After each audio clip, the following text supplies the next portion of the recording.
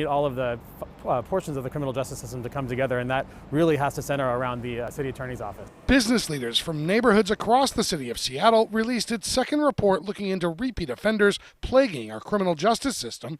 The 40-page report concludes Seattle can and must do better. Ultimately, the criminal justice system may not be the place to deal with some of the underlying causes of the issues that we're seeing, but we think without a functioning criminal justice system, we are not able to deal with all the things that we're seeing on a day-to-day basis. The first report detailed how repeat offenders racked up arrests, warrants, and even jail time, only to end up back on the street to reoffend.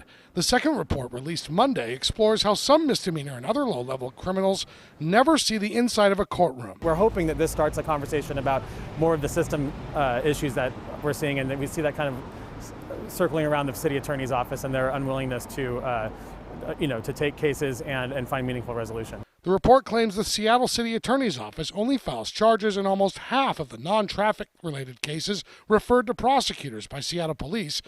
It also says cases languish, taking on average 6 months for prosecutors to pursue charges. And the report claims 40% don't end in meaningful solutions for either the suspect or the victims. It also blasts the city's criminal justice system, claiming dysfunction leaves victims, police, and defendants suffering. Meaningful change means we don't have the folks who are chronically committing the same crimes again and again, day in and day out, without a solution or some sort of plan to work with that person. Earlier this month, city and county elected leaders revealed a series of pilot programs that offer help for repeat offenders suffering from homelessness, mental health problems, and addiction. They've put forward some common sense first steps to address this, so we were pleased to see that, and we hope that the council keeps those in their budget. But the pilot project's impacts are yet to be known. Budgets have yet to be approved by city or county councils.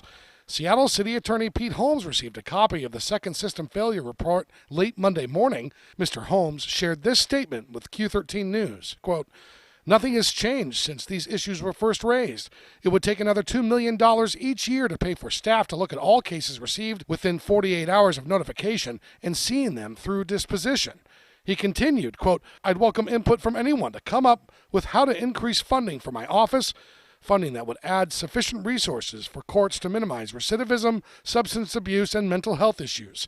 But until then," the report's authors say, those impacted by repeat offenders, including the criminals themselves, will continue to suffer. Unfortunately, the people on the front lines of this crisis really are baristas and retail workers.